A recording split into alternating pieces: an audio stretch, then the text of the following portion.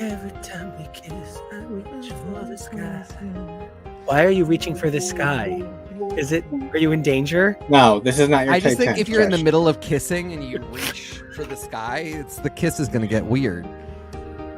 Is this a variation on Kiss the Rain? Is that what we're looking at? Maybe that's what she's reaching for in the sky. Hello. Oh, Can cover you that. kiss me?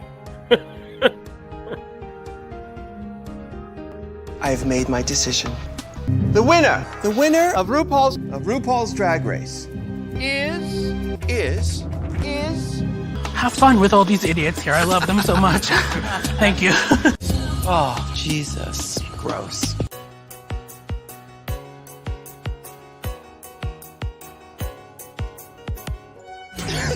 Support local drag and protect queer art. Hey everybody, welcome back. We are the Queer Art and the Idiots, and this Support is us! our show. Please support us. You can find us all over the interweb at Zix for Show, because I named this show terribly, but also at X's for Show, and I'm Nico, and you can find me at Nico Action. That's Support Nico Nico. especially. He needs it the most. I need It seems. And fuck my drag. I helped you come up with the name. it. And I'm TK. I didn't help with anything. You can find me at TK Elemental. I'm your producer, Kevo. You can find me at Kevo Really, and Hi, I'm Jonah. I guess I'm gonna go cry about how terrible our name is over on social medias at Peak Jonah. That's PE. at least Peter David didn't do it to you, okay? So like, And Yeah. what has he done for us since? I What has really. he done for us lately? what are we doing lately? We're having a great goddamn time. I also just want to say, when I sit down to make the music for each week, and I'm like, what were the available performances or performers? And I asked Jonah, because I hadn't watched this week's quite right away. What were the numbers? And I found out one of them was Cascada. Every time we touch it, I went, ew, no. Which is hilarious because you messaged me and asked what the numbers were, and you said, "Oh, it's Flowers. I'm not gonna let my first Miley song be background music, and it's Flowers." So you were just pissed at everything. I actually was gonna suggest you do one of the Rusical songs. And you know what? If I hadn't watched the Rusical today, like 5 hours ago, I turned this out pretty fast. Pretty happy with how this came out. But I thought "Girl, Girl, Girl" would have been a very good That Nico number. That was a great number. Yeah. But what I want to talk about in terms of all of this is that's actually part of what we're sort of talking about is we're talking about, like, I sometimes think of it as like a challenge to churn out these songs really quickly. Like, I'm like excited to be part of like the Drag Race girls, and like I have an assignment in a short period of time. But speaking of challenges, this week saw two of the most significant continuous challenges in Drag Race. We saw the ball, and we saw a Rusical, right? Ball for Drag Race UK versus the World. Mhm. Rusical for US. And so we had two of what I think are like the Hallmarksiest episodes. And now we know that next week on season 16 is going to be some Snatch 'em Ups. So I find myself very curious how you guys feel about the fact that some of this feels just real, not even a side tangent, I promise, it's on topic.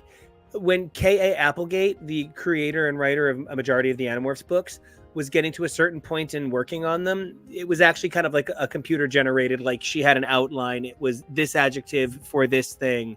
And there was a pattern she used to make sure that they were always a really perfect description that would fill kids' imaginations. It wasn't about ghostwriters for a lot of the stories. Yes, for about the second half of the series, most of the books are predominantly written by ghostwriters that are given a very strong outline for the book. So then that's my question. Is this just Dragomorphs? Has this turned into something where we sort of paste in the words each week and the girls are kind of the ghostwriters in some ways? I get what you mean. Is this continuing to be inventive, or are there perhaps too many of these format challenges that we expect to see? I've been saying every week since the beginning of January, When Snatch Game? When Snatch Game? Because we know it's coming. Snatch 'em ups. Snatch Game is an interesting one because Snatch Game's been around since season 2, and it has always felt like this is a tradition. This is a thing that we do. We're always going to get one episode that we know is Snatch Game somewhere in the first third before the halfway point ish. And I thought that was really cool. I actually noticed what you were talking about when the queens were talking on social media, and again, the most socially active cast I can think of, and it's very interesting to see. But they were all talking about the girl group challenge, and they were like so excited that it's our turn to do the girl group challenge. And that's when I realized that there's an expectation now that there will be the girl group challenge. There will be the Rusical. The ball even is like, because the ball used to come at the end, and it was kind of for the final girls to do a bunch of looks. Season 5 is, the bitch ball, the candy ball, like, and there was a production number to it. And now it is a little bit the fashion talent show. And I don't have a problem with it, but we are getting to a point where we're listing a bunch of, okay, ball challenge, girl group challenge, Rusical, Snatch Game. That's about a third of our challenges already, a third to a quarter of our challenges already. And we're guaranteed to do a Daytona Wind or some kind of unconventional materials gown at some point, which might not be in the ball, but there might still be like a weird things make them like, and Jonah's even sometimes my there's even B tiers. I actually want to point even to that one as like, you will sink if you are not skilled with garment construction in some capacity. And there are some girls that people lose their shit over as drag queens that simply can't even glue fabric together. They cannot construct a look for themselves. They might be amazing at a lot of stuff. They might win pageants, but they cannot construct a garment for themselves. And they look really stupid during a garment construction challenge. Basically, anybody, no matter how talentless, is given some kind of relief and on-ramp in a lot of these performance challenges. The Rusical is a great example because, like, you really do just need to be able to lip sync.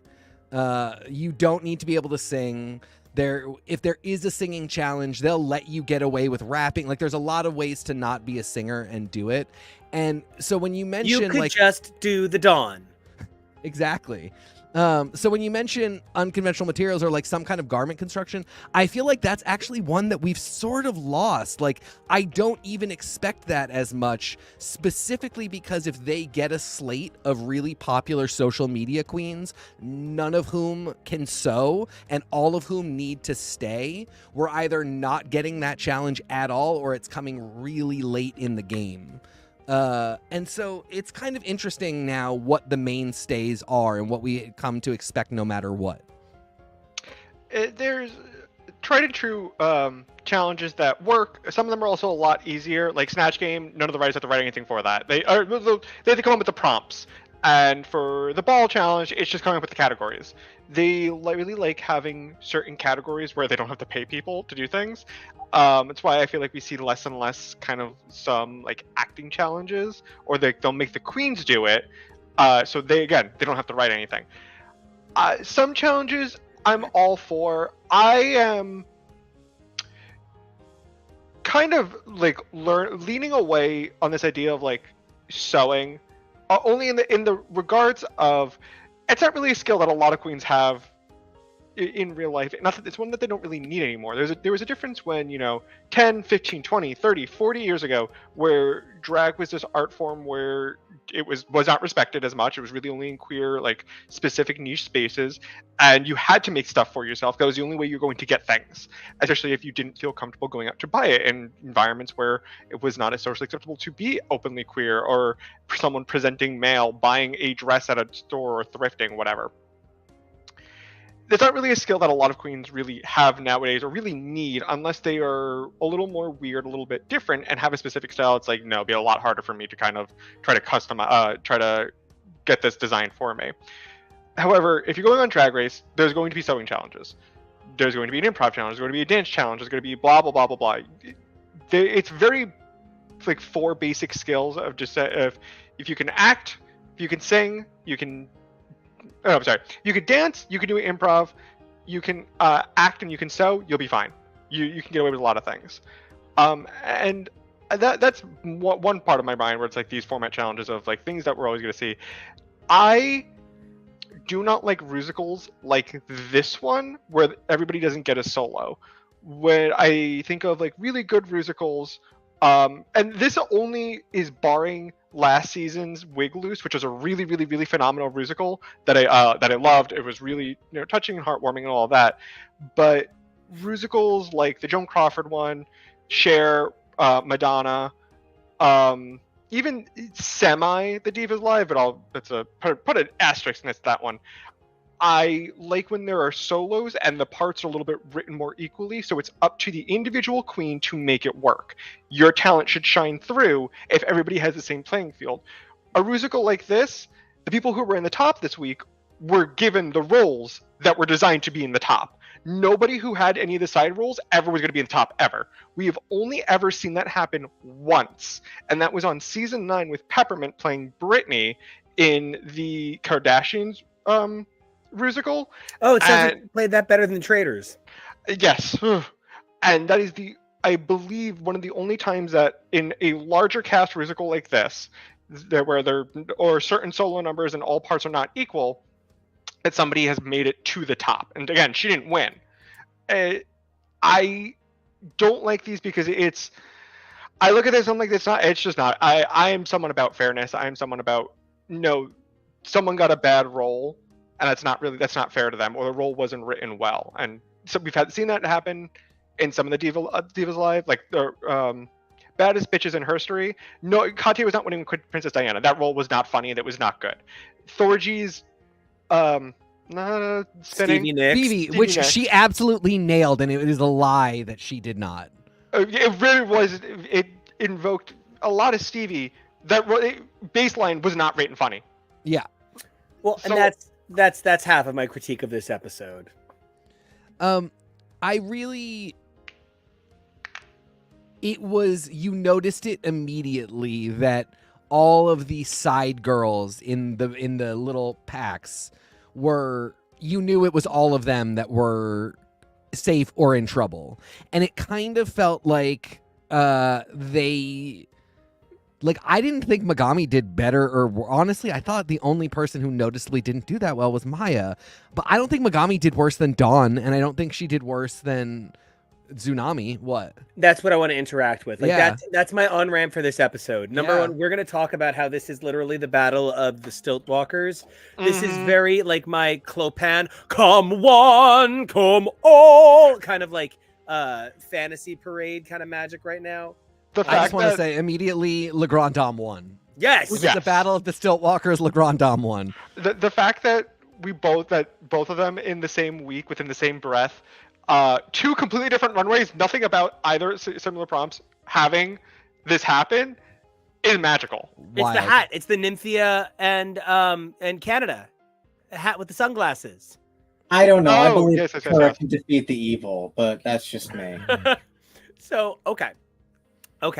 The first thing that really kind of drove me nuts about this particular Rusical that I was not a big fan of is I am of the mindset that if the big girls are, and I mean like the big roles, if the big girls are the only girls that can win, then I kind of feel like then there should really be those are the only girls that can lose.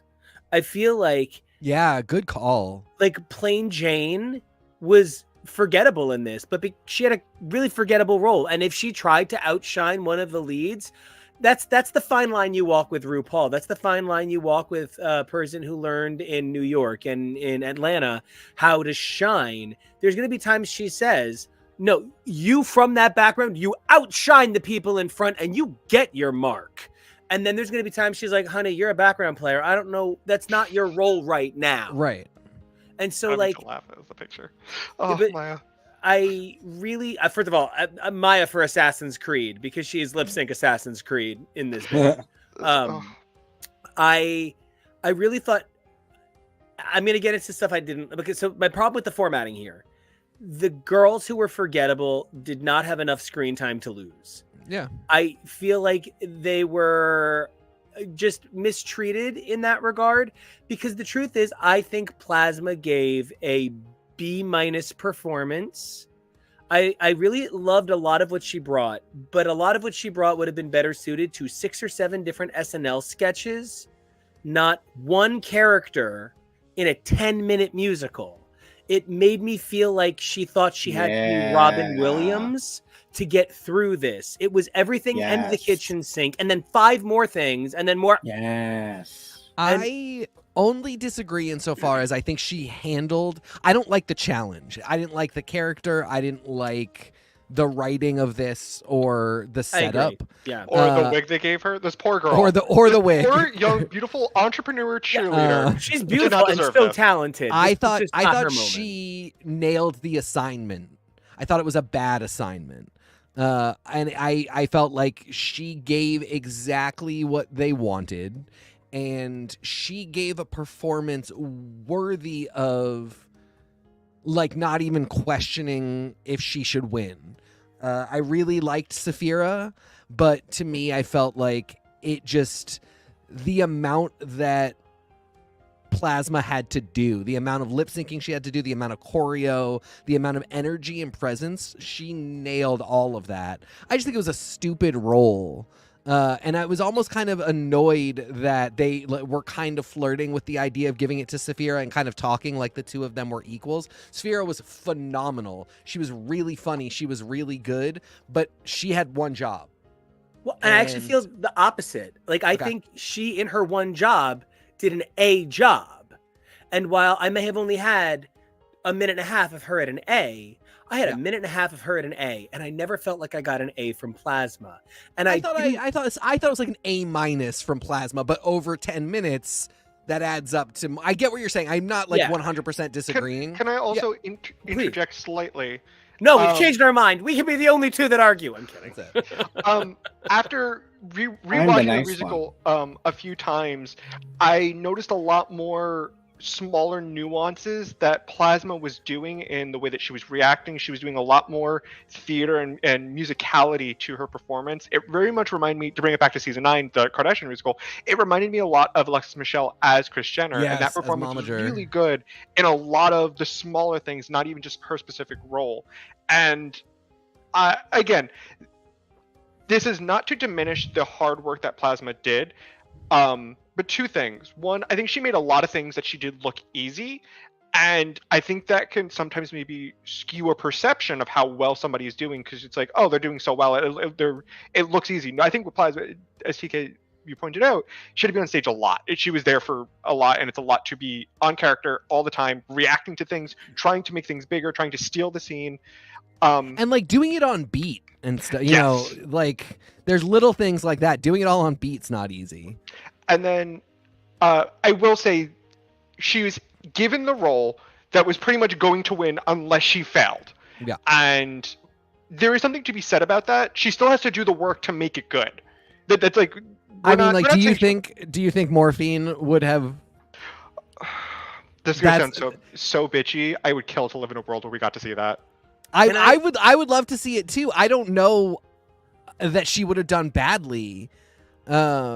But then that would have been a really interesting, like, would that, if she hadn't been this good, would that be a fail or would that just be a save? Well, and that's even part of my question. I'm going to ask something that's real bitchy. I'm lucky enough to be, I'm lucky enough to be dumb enough to sing in public. That is lucky. Whether or not I am good dumb. or not is another conversation, but I'm willing to sing in public. So, you know, I've got a drag king cabaret thing coming up in April that I'm really excited about, and it's going to be super cool, and you should all look at it. But I'm bringing it up because, like, I know I'm going to be singing. That's who I am. I'm a performer. I would come to this as a Plasma or a Saphira, and I would be told, "Oh, I'm not singing this." I think they're making them too easy in some ways.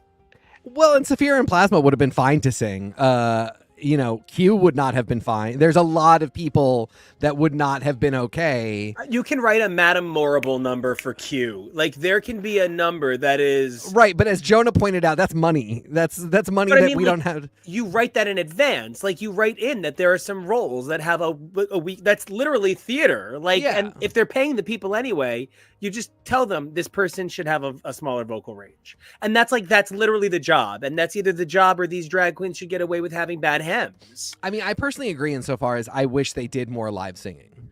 It's really frustrating. Even I don't need them to be perfect pitch. I just need them to be more connected to these characters, because it made it seem like this was not up to these women's talent. That's what I'm trying to find a way to say. I'm not even sure what directly determines when they do it, because if they sing live, I feel like less than they do the recorded tracks. Mm-hmm. I don't know. I'm trying to figure out why, if there's a specific reason. Something like this, I think. I can't even say something like this has a lot more queens. I feel like it only has one more queen. There's already so much that goes into episodes. I mean, we in the Girl Group Challenge this season, we actually didn't even see them record the vocals at all. They completely cut that out. Yeah. And I don't know. Which is a weird thing that happens now, where like they have so much footage that we're not even guaranteed to get them cutting their tracks a lot of the time. Even if there was not my show, there would not be a 90-minute episode of Drag Race. You brought up Q, and I want to bring up Q because I think out of everybody in the top, Q's spot probably is the most replaceable. Yep. She did not do bad in the challenge. She did fine. I did find it fascinating, because this is all in the editing because of where they put it. I don't think we've ever seen them intercut the judges judging and critiques with somebody's confessional completely disagreeing with them. The fact that they put Megami saying, and she also said it on talk, she brought it up to Q, so it's not like this came out of nowhere. Yeah. Her saying, "What choreo did Q do? She walked back and forth." Oh my god, and everybody dragged her. Megami was not wrong. It was a really weird thing. And not to say that Q did badly, but it is, no, but actually, just hitting a ball off a tee isn't as impressive as hitting a baseball that gets pitched to you. But the other girls had to not trip. The other girls had she completely did not care where that stole went. She just lived her life. And that's the role. Also, she was doing the choreo for their little we stole your car piece number. She was doing that choreo. I don't know if she was specifically supposed to be in that scene. However, it is noticeable that she wasn't, and it is a little. Did they not put her there because she couldn't get the choreo? We do not know what happened. It is just that is just a little tinfoil hat theory. Yeah. That has happened before. Season 11, the Trump Rusical. They had this whole storyline that Ariel couldn't get the choreography. She was struggling, and we saw everybody doing a number. And that specific number, we saw everybody. The only person who ended up doing that choreography was Evie in that challenge. So it's not like it's out of the ordinary that they've never done that before. It is just noticeable that the judges, and if they were like, "Hey, you were great in the challenge, but we love this runway," nobody would have said anything. But specifically because they said you nailed the choreo was really bizarre and trying to gaslight us. Yeah, there was a lot of that gaslight. Sorry, go ahead. I just want to give it up to Evie Oddly for 1 second, because I don't know that we would have had two awesome interpretive stilt creatures on stage in a world where Evie Oddly hadn't been so about that sort of theatricality of like almost like stilt dimensionality. She did that on All Star 7. Yeah, and I think it's... And we had Ben de la Creme do it with the fly look in All Stars 3. Yeah, and so it's just so great. It's just so great. Oh god, it was a Megami thing.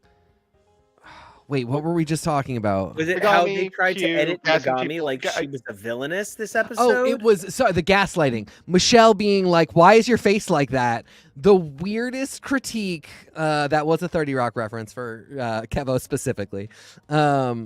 the weirdest critique in the world to be like, hey, this is a real problem.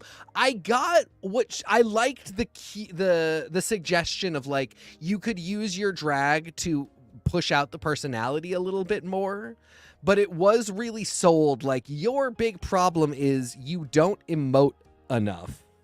And It was telling a woman to smile. Yeah, and it just like, at the end of the day, Tsunami, Dawn, Megami, Morphine, and Plain Jane. and Plain Jane really did kind of about the same. I do think Morphine and Maya did the worst. There were a couple times where I noticed Morphine really hitting it, but there were a couple times I noticed her really just not engaged, like in just a way where I was like, you're really dull on stage, and it's a bummer because I thought for sure they were the two that were going. Well, and then they gave so this is even part of what we were talking about before, and it completely bounces back in here just to enhance every point either one of you has made. And Kevo, when he sits there and sasses us, but Nymphia had the best bit.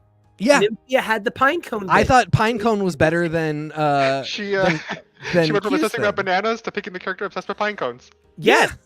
And I thought she did that better than Q's entire character. I do think that and I feel so bad saying it, but Megami's art does not showcase beautifully here. Yeah. You know, there are galleries where sculptures look really great because you can see them from every angle, and there are galleries that are better for paintings because there's really only room on the wall. And I think Megami in many ways is a sculpture in sort of a painting setting. Not that this is a painting competition. They're all sculptures, but just to say that what Megami does is this very emotionally wrought, very Sasha Velour making pain face all the time, kind of deep. Everything is so serious. Like, she's maybe even the person whose art makes you think more than it makes you get up on your feet. And unfortunately, there's just a lot of ways that RuPaul's Drag Race does not showcase the girls that aren't up on your feet. And I think this role, while Megami did a great job with it, did showcase the problem. The thing that Megami did for Flowers, where she really channeled the pain and sadness that went into writing that song, I thought that was actually the same level of pain she put into her Harry Punani, and I was just a little bit thrown off by why she made it seem so tragic that her vagina is hairy. Very You fair know why. question.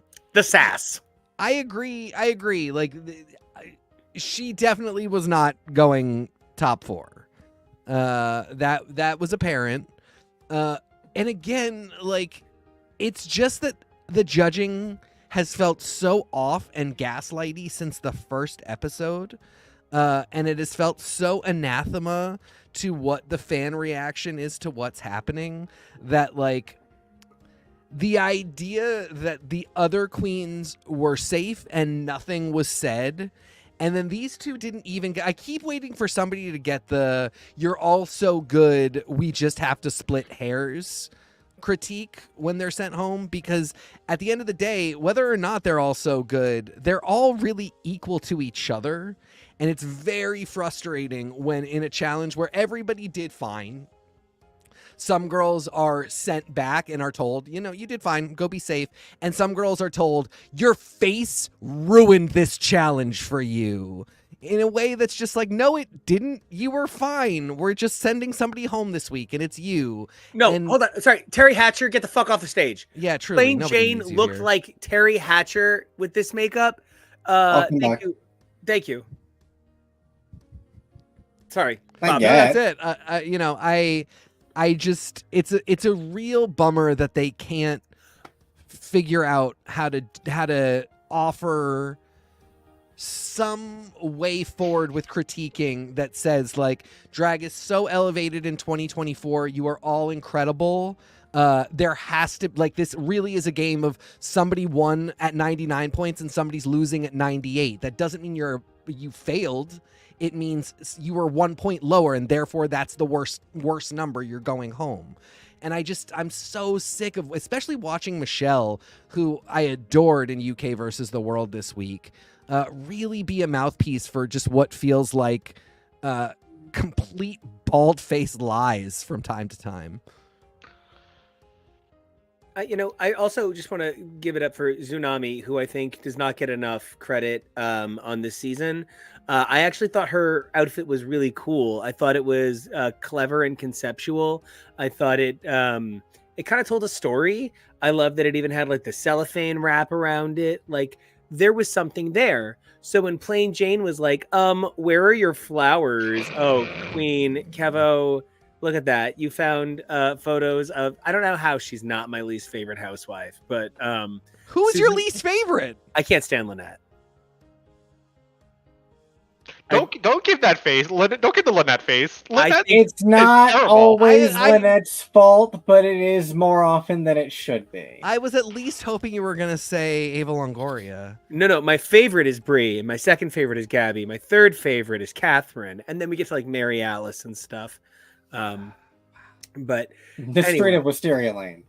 Oh my god, and they made that Wisteria Lane joke. They did make Wisteria Lane joke. I think what really bothered me about Plain Jane this week, because we all knew it was going to be something.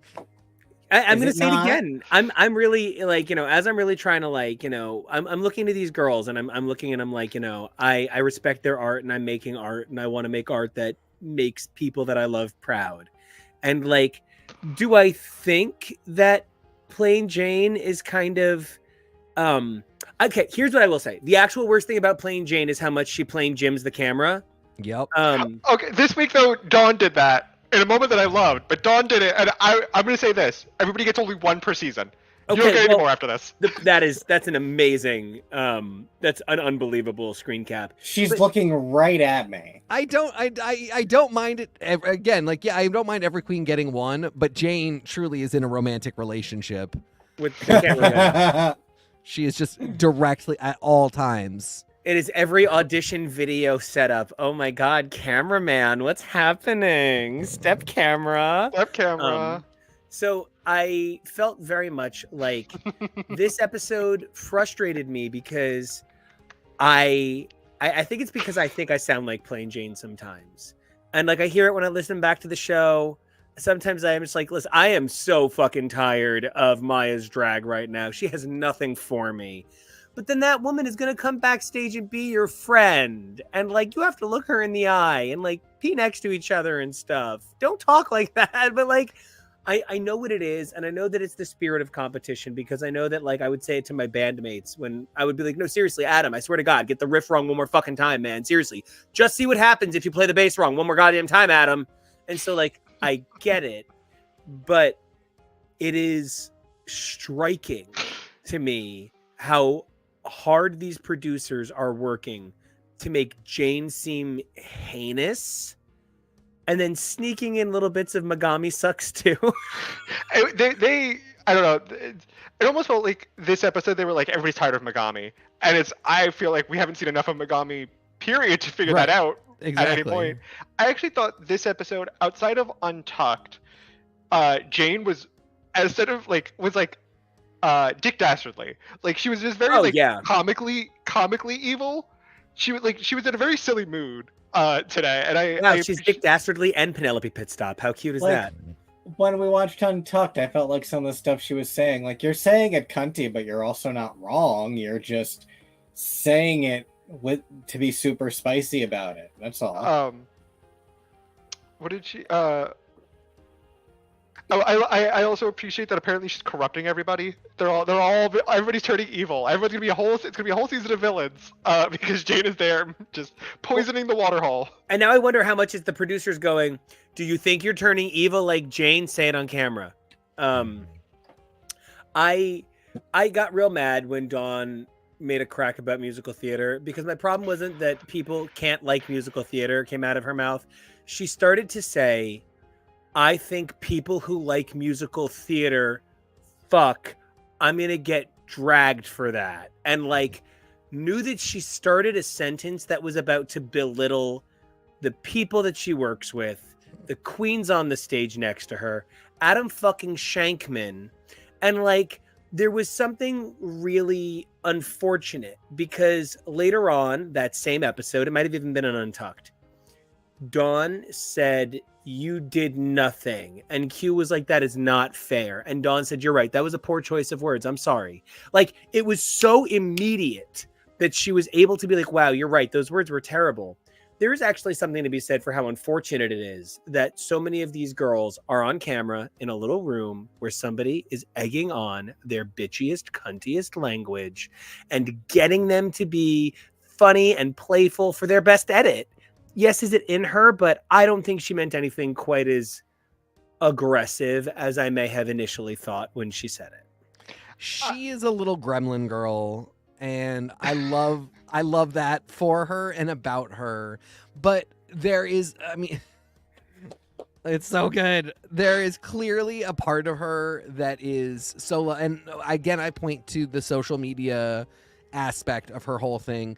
She has been the biggest, like, don't send hate to any girl. We all love a mandatory meeting. Like, she has been so sweet and loving and just really has pushed the story that they are all good friends. There's no vitriol. But she also, she can be an evil little. She was a hater this episode, and I kind of lived just a little bit because it was just so funny. See, she was just very sour. Yeah. Like Plasma. Granted, this episode, and I say this as somebody who was annoying. Plasma was a little, not even just a little bit, was just kind of annoying this episode, and that's fine. Yeah. Let her have her moment. She's on TV. She's young. This is her thing. Let her have it. And she got what she wanted. She got what she wanted. She delivered. And Dawn going, "Oh, really? That's great!" Like just to her face, kind of mocking her. It was why, like that. It was. I don't know. I loved it. I loved how much of a hater she is. The big difference is there's always a moment to accompany it where she's really sweet and she's really kind to another girl. She's really good friends. She kind of shows up. Jane. There's no real moments of kindness. There's moments of like, I'm going to not be so horrible now that the girl I bullied into losing is gone and I can't find anybody else that's at that same level to bully. But she has never once had a genuine moment of being like, I absolutely know I am how I am, but I love all these people and I'm having a great time at this competition. I really respect this person. Like even somebody like Saphira, who she clearly respects, she can't take 2 minutes to be like, I clearly look up to her. That reminds me, Saphira should have won. Anybody else can say anything else they want now, but Saphira should have won. I know I'm a little Saphira blinders. Yeah. I know I am a little bit like, no, that's, oh my God. And when she was going, oh, Lord, like, oh my God. Oh, yeah, the oh no's. Yeah. She gets me. She's great. She's fantastic. I do not think she should have won. I don't think her job was as nearly as difficult. And she did basically as well, I think. And I really do hear that. I think then I feel maybe the problem is the reality is it's too rigged. Yeah. I think that's absolutely the case. But then like Plasma didn't win. Then Plasma was handed a trophy. I think that's also the case. I think I think it was clear that they were going to be vying for these big roles for people who do musical theater and performance. I think if Morphine had taken Mariah, I think she probably would have face planted. I don't mean it meanly, but I don't think this is her type of gig. And I think then we might have had a problem. But I think they really set people up. And we also don't know any of the story producer behind the stage. We don't know who came up to them and said, hey, I think this girl is right for this. Don't do anything that you're not comfortable with, like indicating that they shouldn't step out of line. I think it absolutely was, and down to the fact that like the Nymphias, the people that were doing great and don't need this win, were in safe slots where they could never rock the boat. Nymphia, who said one word at the beginning of the episode, walking in saying bananas, Banana! And then didn't speak a word until her runway, and that's fine. She had a perfectly safe episode. I liked what she did. I thought her runway was cute. And there's nothing wrong. I'm not saying the front runner who, Nymphia is one of my front runners. She needs to be in every episode forefront. No, that's not how you craft a story. It was slightly bizarre that she said nothing. There wasn't like her in the background talking. They cut her out of Nothing. everything because she's had so much. A real charade treatment, a real charade Traitors treatment over there. Maybe Wow. who's gonna check me? Sheree really hasn't gotten to have a good moment in a while. So, I mean, I was fine with Nymphia being where she was, but it was, Nymphia and Dawn and Plain Jane were really made safe. They were made to be in a position where like their standing is good as Tsunami 2, where they just kind of could float by. It felt like really a chance to kind of give Plasma a win, because they're liking the storyline of her as a strong candidate to go towards the end. Absolutely. And this was also I don't, this didn't have to be her episode, and it's okay to have episodes where you're not the best. It's not your story, and that's fine. Nymphia is in this for the long haul, and we still really haven't seen a lot of weaknesses yet. And and it's something that I find fascinating, because it feels like she kind of can just do anything and everything. Though, and I personally think we're getting the fake out for her Snatch game, because it seems like she's going to play Jane Goodall, and they were like, they show a bad clip. Yeah, we'll see what happens. It's just a fascinating note for someone who really has the guts and the chops to make it all the way. Not really get a lot of anything, a lot of silence this episode, but somebody who I think I don't know if they will make it there, but somebody who is so fascinating I've never seen such a dichotomy of a person who on stage performing is so much different than how they are what feels like regularly in real life. And I don't know if they make the best TV character, but they're a phenomenal drag queen in Maya. Everybody will know, last year we had Free Willy. This year we had the Penguin Slide. I do not feel those two moves were created equal. No. The slide was absolutely hysterical. Someone said this, and I have to. It's my other tinfoil hat for the week. She had to make a bet with somebody to say, I can take my shoes off and still win a lip sync, because I don't know why she took her shoes off. Prison. RuPaul hates feet. Keep your feet off the runway. RuPaul hates feet. Keep your shoes on. I have to wonder, number one, why they've never done that song. And number two, I have to wonder if perhaps Maya thought to herself, you know what? This is Flowers. This is not a song that I can do splits and tricks and flips to. I have to be so unconventional that I have to challenge convention. And I think, taking off her headpiece and kicking off her shoes, this was sort of like an old school lip sync in that way, where everybody thought that if they just keep getting more and more naked, it would seem more and more emotional. No. And so the other thing that did hurt this episode, I think, just like we're on the subject of things that maybe didn't land as well as we would have liked Penguin Slide, Melissa McCarthy's inclusion here is great. I love that she started out in drag. I love that she is Suki St. James. They talk so fast on that show. And one of the people said, like, it's Molly from Mike and Molly, and I was like, ew. No, it's not. The thing that this perhaps suffered for is it did make me ask how sincere some of this is. She's literally throwing cheeses at them while they're trying to learn the choreo. Adam seems a little annoyed. Maybe he's just being hot, funny Adam Shankman. Hey, daddy. But perhaps he did not appreciate the lack of professionalism throwing little waxed cheeses at the girl. If maybe that had been part of the challenge, like she was there to distract on purpose and perform with cheese. This is how you did when Melissa distracted you. But no, of course it's not that. It's just she's there and it's weird and there's no point. There's just cheese.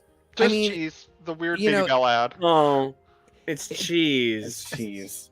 That actually would be fucking hilarious. If the queens had to unwax a Baby Bell and somebody had the golden cheese wheel. That's gonna be my exit. I'm just gonna take out a Baby Bell. It's cheese, and just walk cheese. off. Just peace. I'm done. This felt like maybe she was supposed to be a judge, but like something came up and she couldn't be there on the day of. But they, really. Remember that time Lisa Kudrow showed up? Yeah. Oh, okay, actually, yeah. Lisa Kudrow had been on their podcast before that and basically was like, I love this show so much, but I would never want to be a judge because I just couldn't like rate these queens. I couldn't, say anything bad to them. And they were like, well, we got to get you on the show. And then 2 years later, they found this way to do it. This just feels like something like that, which like it was funny and cute, but it was also from the gasps and the screams. I was 100% certain it was Alyssa Edwards coming to just like, and I was so excited. I was like, we're going to do a dance number. I love when she shows up in season 11 to help choreograph. And I just thought her and Adam Shankman would be very chaotic energy and it would be very cute and funny. This was very cute, but just so weirdly placed. And it's just another little tile in the mosaic of weirdness that has become what's going on behind the scenes at production in the show lately, where like, what you can see in front of the veil is really revealing the shape of the stuff that is happening behind the veil. I might not know specifics, but I know it's weird. I know you guys do not have a proper production process to get rid of queens that you don't want. And so you're just writing these judgments that are lies and we can all see it. And it's very awkward. And similarly, Melissa McCarthy just showing up out of nowhere, it just feels like there's something more to this story. And if I don't get the details, that's fine. But this did not make me go like, Drag Race is the place where you can always expect a celebrity to just show up and hand out Baby Bell cheeses. No, I just thought it was fucking weird. I didn't notice on when we first watched it, but when I was re-going through it, she does the narrator voice for the Rusical. I didn't there you realize go. that at first. But it's usually someone like Michelle who does it. So the fact that it was her, I really like that. Yeah. This was Of course, they weird. don't mention it. No. I wonder if she was maybe potentially going to be a guest judge, or maybe it was a Lisa Kudrow situation where she wanted to show up and just talk about her support, but didn't feel comfortable Maybe doing she that. felt conflicted during the Yeah. strike. That is another reason. Yeah, she could have been scheduled and then, not been able to do it. To your point, Nico, I think Melissa being there was a little bit of like, oh, it's like a little bit. I think everybody was kind of in on like there's going to be a little bit of a lighter mood. For challenges like this, they get actually a lot more time. This is like one of those for a larger musical like this, they actually tend to give them like about a week to practice the choreo to kind of get everything together, as opposed to like 1 or 2 days, like 1 to 3 days for something. So this was just like the first day of choreo, and they had like 2 or 3 more days of like practice and getting it together. Do you know? I mean, that's an amazing thing to know. Do you know if Adam is there the whole time, or if he's in and out, or? That I don't know. I don't know it. I don't. That's regardless of for any choreographer. I don't know if they're all there. I don't know if they just give them extra time. I would very much imagine that he is not there the whole Same. time, that he shows up to film and that there are assistant choreographers that are there to work with Melissa. them. Exactly. Yeah, Melissa. You Pick get up cheese your every time you get it face, right. Melissa. So, I wanna wrap this big guy up. I am sad to lose Megami. I do think the right queen went home for the lip sync. I'm happy to continue having the awesome of these girls and their amazing personalities, but I am reaching where some of them are not on equal footing, maybe, and I don't wish any of them to go home, but I definitely don't know that I can say I am seeing Maya adapt to every challenge put in front of her, as well as perhaps Plain Jane, where I like Maya much more as an entertainer and a person, but Jane is clearly excelling in the pageant better. So it's tough. I know that I've got, I want Saphira at the end. I know that I want Nymphia at the end. Really, it would not be a mistake if any of the others were also at the end for me. So, last thing. And then I do want to say, I'm so sorry, but Jonah, this was part of your whole thing. Jonah, this was your tinfoil hat theory. And I think you just proved it a little bit more. Can't help but notice 3 weeks ago, the other time she was not going to be forced into a role, girls. Plasma, when forced into Barbara, said, I don't feel comfortable doing any kind of impression of Barbara. I don't feel she's, that's my idol. I don't feel good like impersonating her or being her. And then here is an outfit where there's no question she knew she was going to be Barbara, and she was mad at the choice of it's Constance Zimmer in the second season of Unreal. Just I wanted the choice, right? So I feel like she was really mad that they took her Babs moment from her, because this is great, and I bet she wanted this to be her Babs moment. If she was, that was very stupid. It was very stupid to get that up in arms, because this is a perfectly good reveal, regardless of any connection to having done Barbara, and that moment really made her look dumb. Mm-hmm. Yes. Yeah, it was bizarre. This just kind of reaffirms, if they're going to do a musical like this, I'd rather it be a smaller cast. I prefer musicals with equal parts, something like a Madonna musical, which I still think is one of the oh my god, we're talking about the Madonna one, the Cher musical, which is a triple S plus of just so amazing. I want those. It doesn't have to specifically be diva. I mean, they did Social Media, which was just weird. The Madonna musical is perfect for one reason and one reason only. That Jan doesn't get the win. It's the funniest moment in Drag Race history. Thank you for bringing Jan up, because actually, I think that one of my last two final Miss points. Sport? Yes, Miss Sport, Miss Backpack. I appreciate that Plasma is the young theater kid kind of receiving the healing from how the show tends to treat theater queens in general. Not that they're not so much mistreated, but I sometimes get the vibe that Ru doesn't click with them and doesn't really tend to like them a lot, and the way she treats them. You don't have to say whatever you want about Rose. You don't have to like her. You don't have to like her. It was noticeable how different Ru treated Rose versus Candy versus Gottmik versus Simone. It was a little palpable of, I won't say disdain, but kind of disinterest. I appreciate that they're not treating Plasma that way, that they're kind of letting her go full force, be this big theater kid, and be appreciated for that. I think there's some healing that needs to be done in regards to how we treat certain archetypes of queens. And I appreciate that Plasma is the young one. My last thing is, God, I love Dawn's Runway. Oh my God, as a person who plays D&D and only ever wants to play tieflings, that's my vibe, that's my jam. I see you, and I love you. I thought it was a Homestuck, so that's a very apt comparison as well. All right, Kevo. Yeah. Final thoughts, handsome. Yeah. I thought that overall I really enjoyed this Rusical. I agree with a lot of the finer points, though, especially it feels like it was really early, so there was still a lot of cast.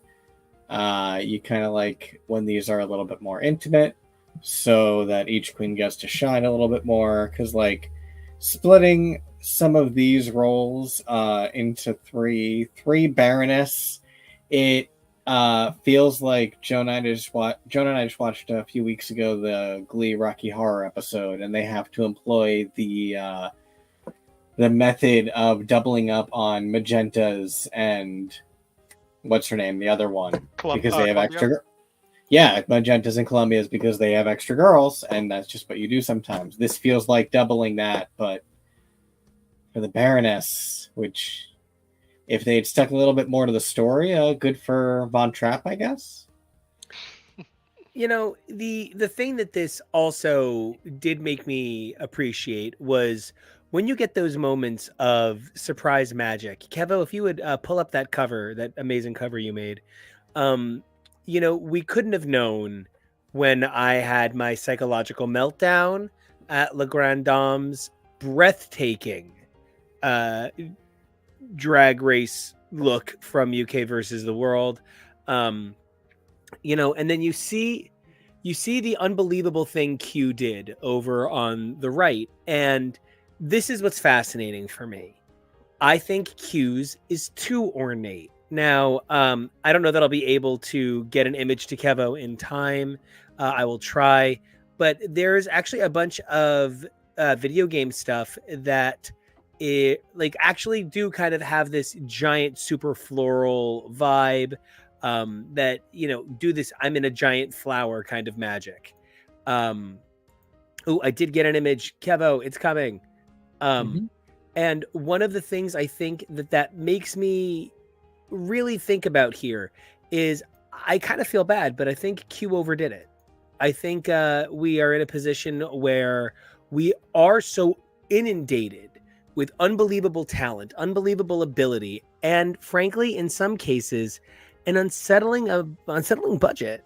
And I think while I love what Q is wearing, and I think it's brilliant, and I think it's one of a kind, and it's so beautiful, it falls short of Saphira's for me because it's too ornate. I can't really look at it.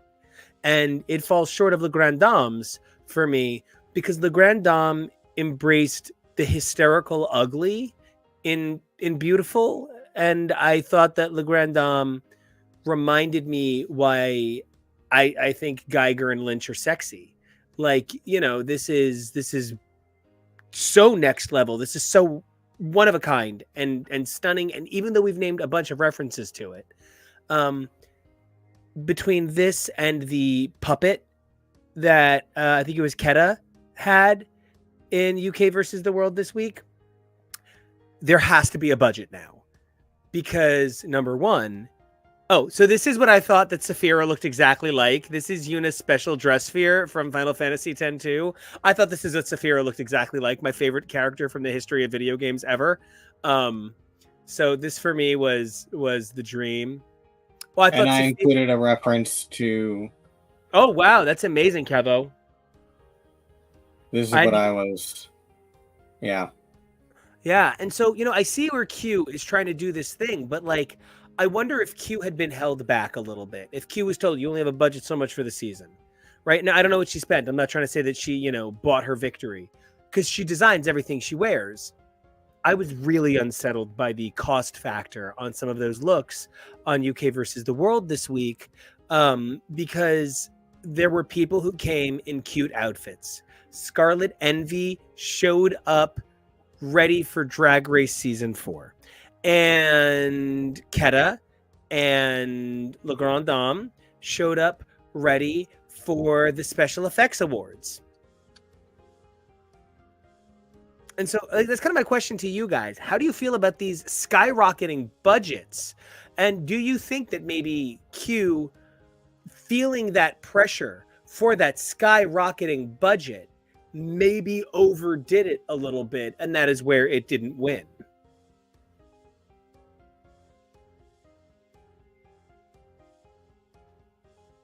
I just kind of think it wasn't a remarkable look. I mean, like, it was notable because of the stilts, but it wasn't remarkable. Well, and how do you feel about the ballooning cost factor? Like, I truly do think Le Grand Dame's look, and as much as I loved it, and Ketamine's look, they really do push the limits of affordability. We heard about queens having to sell their cars to be able to do the season, and I know all stars are different, but is there no financial limit? It's, I think, a very tricky conversation because there are people who might have access to a lot of things, whether monetarily or maybe they have a lot of connections and they can get things at discounts. And Karasan in the shoes. Karasan in the shoes, and if she paid just an affordable price, we would have had a whole different trajectory. But I think it might come across in a way of punishing some queens and someone saying, this is my best drag package. You're like, no matter what season you were casting, when it's your first, whether it's an All-Stars versus the World, whatever it may be, you're asked to bring your best drag package to the categories they give you. And it might damper some, I don't want to say love, it might, some people, I guess, might feel a certain way being told you have X amount that you can spend total, or this is what we're giving you, use it wisely, when they know they can afford to do more, if that makes sense. Yes, it just really makes it sound like then we're entering let's buy a crown. Yeah. And that's just got to be fine. That's, that's... But then let's acknowledge it. And I'm not saying that, monetary disparities don't play into effect of our perception of queens, of how they act or how they might be perceived. I will say, though, no queen has ever won solely on having the best runways. No, but I've definitely seen queens go home because they're told they just don't have the polish, and they've literally said in their confessional, I can't afford better. And like, it isn't... I can do, I like, guess. When I look at this and I look at Scarlett, they cannot be on the same stage. This look and Scarlett's look to match cannot be in the same competition. They are leagues apart, which just literally means that it's not the same competition. They're no longer in the same game. So the game is kind of null for me. It's not really a league. It's the people who spent a lot of really well thought money, because I'm not saying you can't spend, but there is also a thing about, like, isn't some of it supposed to be like, this is about making the art and representing growing queer artistry? When it starts to look like you can't do it without $100,000 buy-in, I don't know that it's going to continue to remain quite so relevant with a younger generation of queens. Yeah, it's just a real concern for me at this point. It is kind of where they're stuck right now, particularly I mean, they've talked, we don't know what the situation is, but they've talked a lot about how, at the very least, for all stars in America, the girls have a stipend. And it's a pretty large stipend. And we know that most of the girls who get cast on All Stars are making money. I love her. Arancha, I was so disappointed. No offense to Teresa, but yeah. It is tougher. It is tougher with main season Drag Race where they're not getting money, because you do have the Chi-Chi Devanes who come in and say specifically, I don't have the money for this. And again, that was another, I remember that was such an early moment of being like, Michelle, you're lying, because the response when Chi-Chi says, I don't have the money for this was, you don't need money, girl. You can look good no matter what. And that technically is true, but the handicap is enormous, and you would call the thing cheap, Michelle. Like, I don't want to see any goddamn H&M on my stage. Yeah, exactly. Although Joe Black did not have that excuse, but it is this constant back and forth of like, what can I actually trust you to know that this is the best I did with the budget I had? And is the best I did with the budget I had bad because I can't make it compete with couture? And, it's one of the things I do love and miss about when Project Runway was valid, because it's not valid anymore. This past season was just completely invalid. Invalid. Made me so mad. But the thing that this season did help me remember is, at the end of the day, they all still had the same amount of money. So it was really seeing who did what with what when they're not on the same level. Though, that I don't want to keep harping on the money. Because it's, I'm not doing it for the money, but I'm doing it for the money, so I get it too. I just want to say that I don't know that I've ever had a physical reaction to a lip sync the way I did to Le Grand Dame's absolutely fucking off the wall New York City club kid nonstop meth trip. That was like as somebody who grew up worshiping 90s club kids, as somebody who watched House because Lisa Edelstein was on it, like I worshipped these club kids like deities, and seeing the Grand Dame, who I think is younger than me by a significant margin, channel something that I thought was an art that, like, until artists like Beyonce showed the world that people were still making, true emotional house. And reminded people that it's been going on in the background forever. I think I kind of even forgot there were still club kids that still knew how to do this shit. And I just thought it was one of the best lip syncs I've ever seen. It was so off the wall. I fully agree. I want to make a quick shout out to Kita. I thought she did great. Arguably, maybe would have won against a lot of other people. She can dance. She can perform. We're not going to discredit any of her ability. I thought she had a great episode. Props to you, Mama. But again, the fact that Le Grand Dame is this gorgeous in and out of drag person who is this beautiful French model, and then chooses to do the most stupid things in the entire world, it just makes me so happy because she doesn't have to. She doesn't have to do any of that. She didn't have to be funny. She doesn't have to be an idiot and weird. She could just be beautiful. But she chooses to do those things because she wants to. It's why nobody believed that Joe Manganiello played D&D. He was so big and hot. Why would he also be cool and have good interests? Exactly. I got to rewatch the lip sync again, and it was just mesmerizing because you have someone doing this phenomenal lip sync to the left of to their right, and it's just like it's what you expect. Like, it's a great drag number, and then you have this idiot standing next to them, just going the complete comedic route, and everybody just losing their absolute minds. Was just so good. What maybe wasn't good was feeling a little bit like the All-Stars team, I don't want to say manufactured the friendship just for this episode, but I can't tell you the number of times Joan has been like, no, Pop, those two are like, they're best friends from like way back. And I have to be like, oh, because it doesn't get presented the same way on the show. This felt very much like they looked at the package at the end of the season and said, okay, tearjerker, let's do it. And this friendship, I believe it's real. And I think it's beautiful when two people are so close. It felt like it got more attention than other friendships in other seasons in a way that was a little disingenuous. It made these two feel, to me, like they were being used. Can I tell you the season that they did this on and was so bizarre? Season 7, Pearl and Trixie, who started drag together, they're both from the Chicago scene. They were very close. They've known each other for a while. It was never brought up, and it wasn't brought up in the traditional sense. And it was only like Pearl saying, "No, I have to win for Trixie. I have to do this for Trixie." And she was like, "I feel vindicated. I got to bring you back."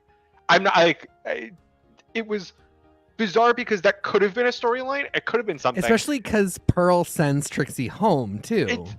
And that's like why Pearl is bawling when she wins the lip sync, because she just sent somebody she was extremely close with home. They don't bring it up. It's because they didn't care about Trixie at that point. They just did not care about Trixie. Yeah. And I mean, it's their mistake. Truly. It was weird because they did not know each other a week ago when they got here, and then they were both like, "Oh, we both speak Spanish. That's very convenient. Like, we will clearly be some form of close because we can speak to each other comfortably in our native tongue," which I love. Hilarious only because typically in U.S. Drag Race, the Puerto Rican queens hate each other. It's that moment from Modern Family where Colombian, Bolivian. Yeah, exactly. It's Venezuela. that moment, and it's. It is extremely What just funny happened? that there are like 3 or 4 seasons where at minimum one Puerto Rican queen does not like the other one. If not, they both just don't like each other. Where you would think like they would have a little bit of, like at least we can speak comfortably to each other. So this is very sweet to see, but it is also you better really sell me on that one with the 2 episodes you've got if you want me to believe that these two became best friends. And you know, they're complicit. They brought the waterworks, they brought the hugging, and it was all very sweet, but it did just feel a little bit like, you know, I sometimes sort of wish UK versus the world or like country versus the world was more like a charity event rather than That. you know, a thing to win, because I just think something needs to get a little more casual, a little bit more. It so does not matter if you lose, like, because this was embarrassing for Mayhem, and it could have been just fun, and she just didn't win a thing. But yeah, it really, I mean, like, that I was embarrassed for her, and in a similar way, like, I'll never get over what happened to Pangina, and I would have much rather it just been like, you know, it's just fun that we're all here. It's just nice to play. I'm so happy that I could win $10,000 for Children Without Feet. I just Ru loves those kids. She does not. She finds them disgusting monsters. No, but Ru hates feet. So yeah, it's true. She loves giving them shoes. She hates bare feet. She would like the children to be in stilettos. No. That's Yes. the charity that she got is not Children Without Feet. It's Children Without Stilettos. Well, I want to ask a question about somebody who clearly underwent some charity.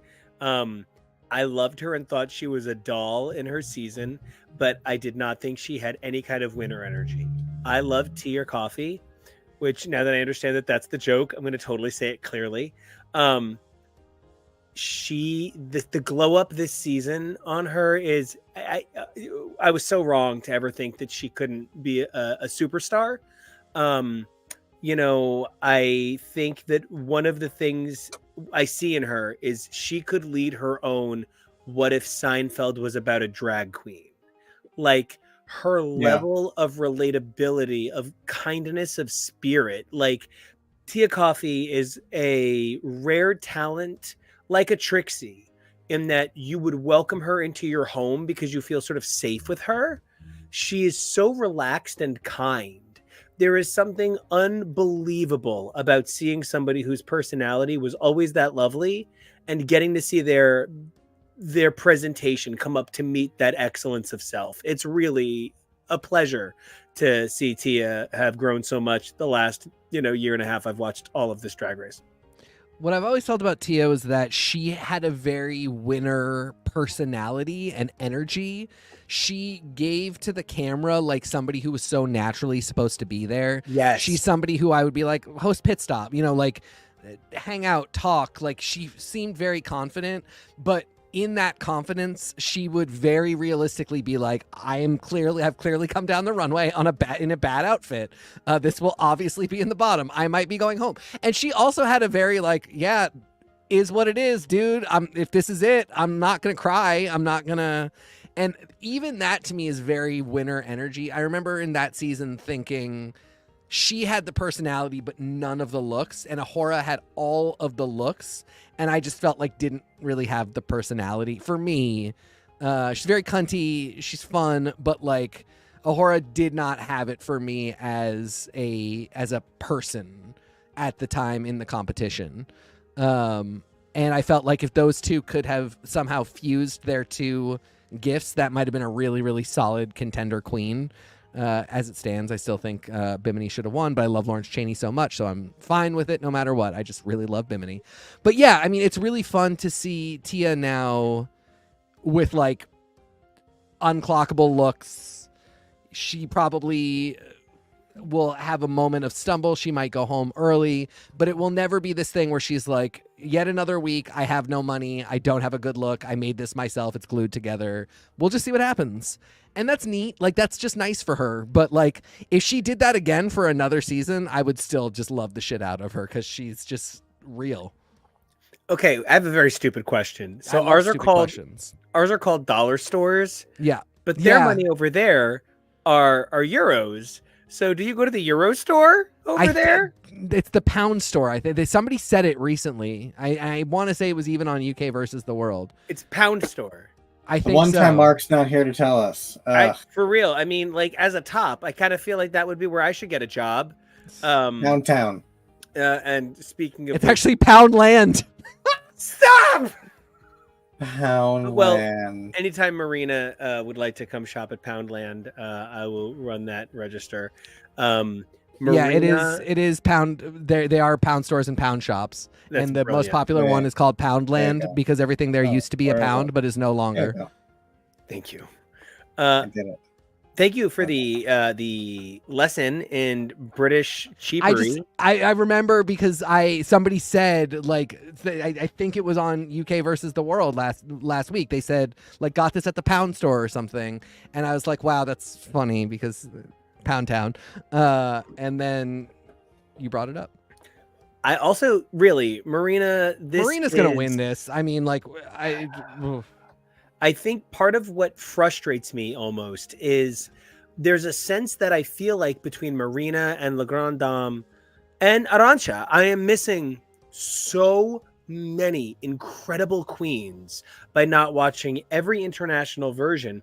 And frankly, I am just one man. And guys, I don't know if you heard, but I just got a job at Poundland. And so like half of my time is taken up.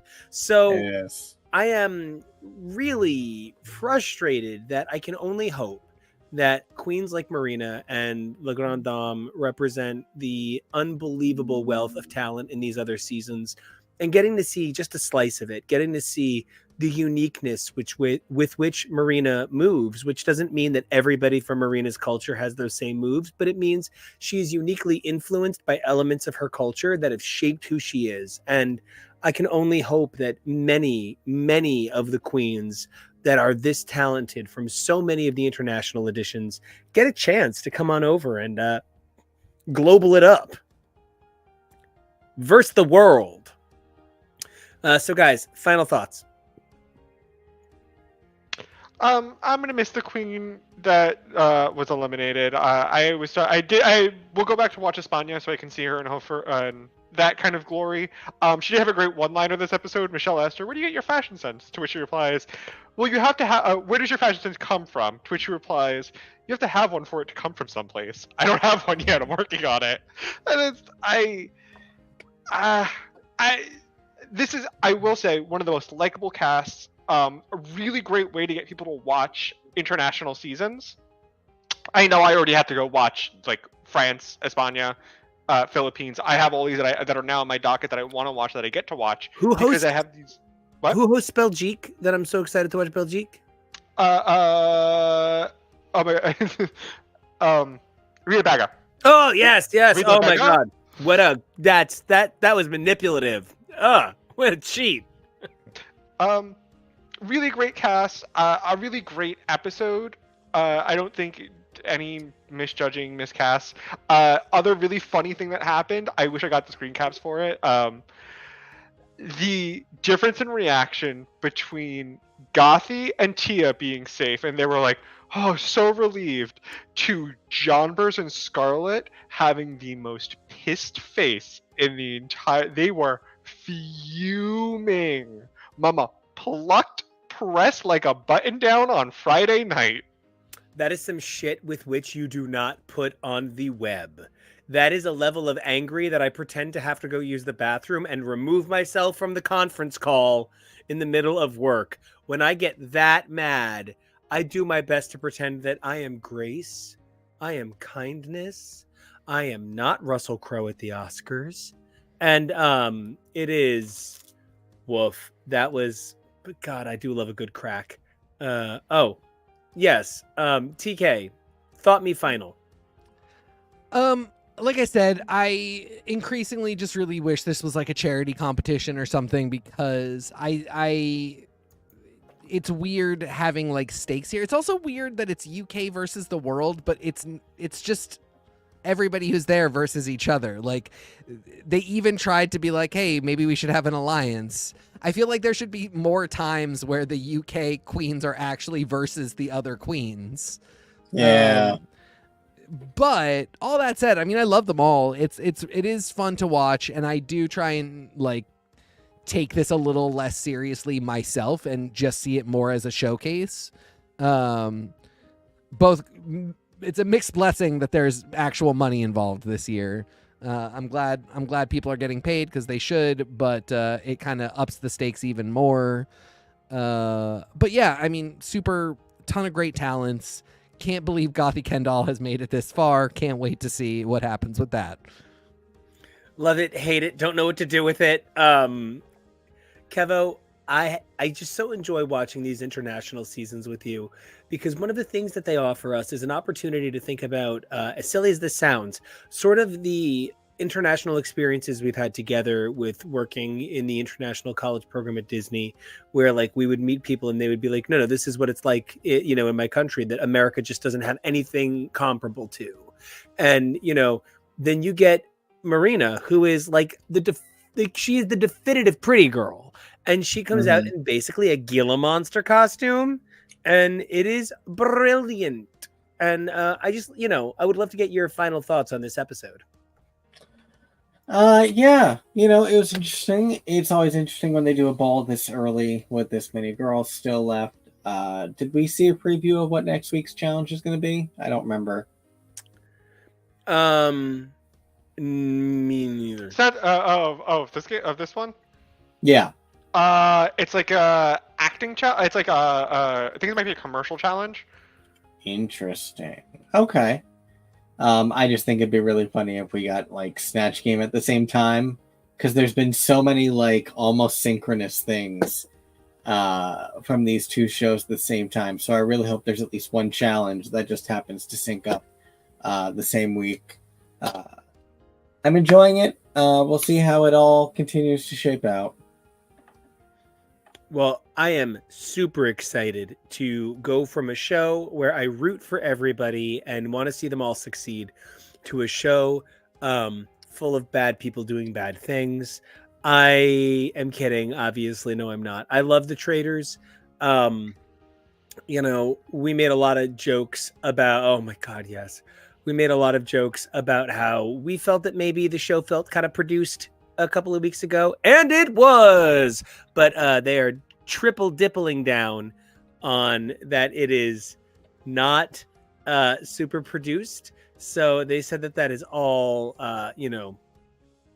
predetermined. And so I think it's really interesting to see this week what felt like what could have only been the sequel to last week, which is Peter pushes Parvati out and then becomes the new target.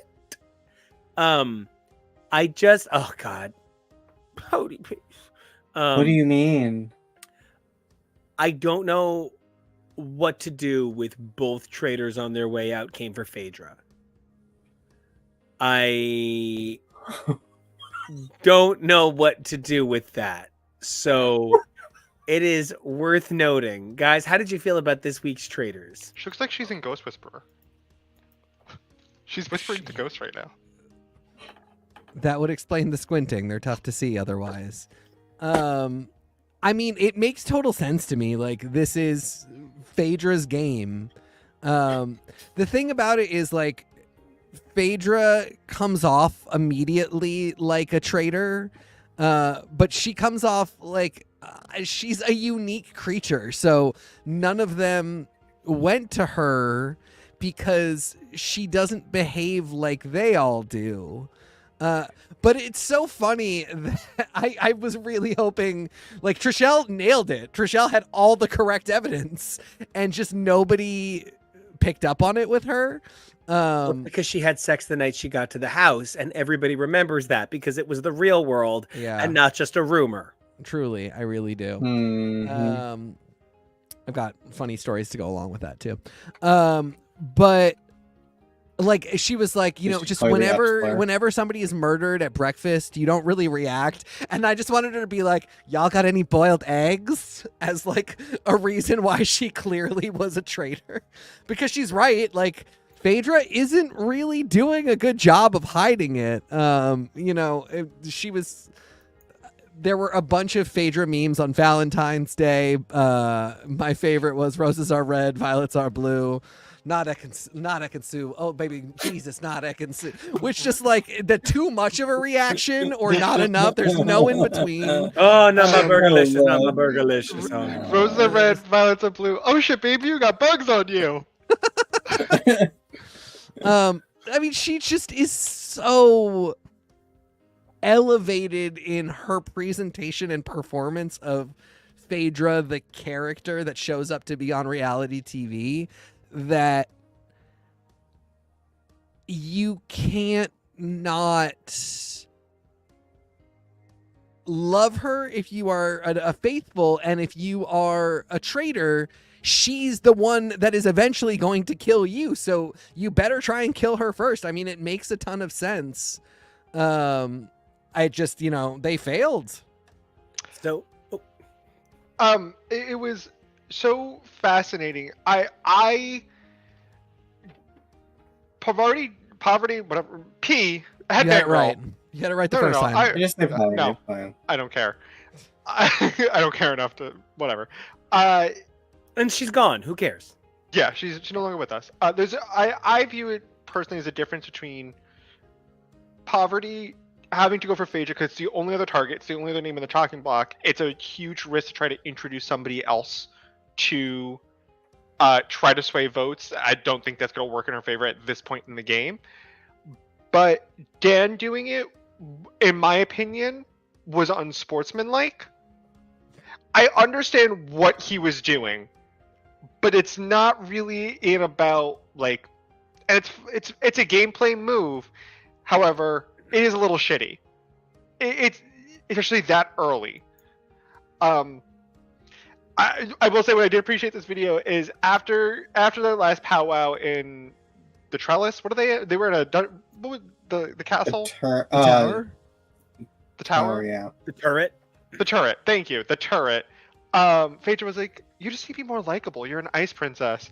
And Poverty just kind of squinting, going, "Okay." And Phaedra going, "Yeah."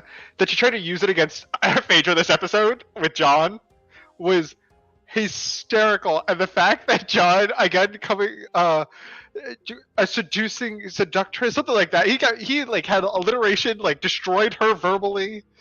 He was ready this week. There's a couple of things that I am ready with this week as well. I want to start with, I fucking hate Dr. Will.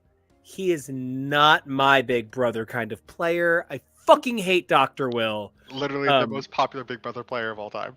I don't care. He came out swinging pretty hard in a bunch of interviews this week, saying that every Big Brother player to go onto the Traitors came out just to prove that they still had it. And every one of them proved that they never had it to begin with, and proved his superiority over them. Like those words. And they all fired back, but no one more than Janelle, who said, "Yeah, man, you." Who really said, "You're the traitor, bitch." Yeah, no, seriously. She was like, "Wow, what a great job you did sitting on a rocking chair and then sending some tweets. You're really impressive. Maybe you should have been on the Traitors. Oh, right, you won't go on something you won't lose, right?" So I really, he is not my cup of tea. I don't like people smarmier than me, which is why me and Philip Seymour Hoffman did not get along at Studio 54. I don't know who he is. Philip Seymour Hoffman. He was an actor. He was in the Hunger Games. Yeah, he was. Was he? No, I was gonna do a joke where he's Lenny Kravitz, but I'm just gonna skip it. Him and Bergie with the. I'm laughing at it anyway, so mission accomplished. Thank you, I appreciate that.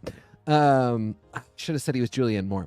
Okay, no, I still don't. I mean, I looked him up after. That's not some. Everybody kept being like, he is the biggest player in Big Brother history. That means nothing to me. I don't know who he is. Give me a Cody Calafiore any day. Whoosh.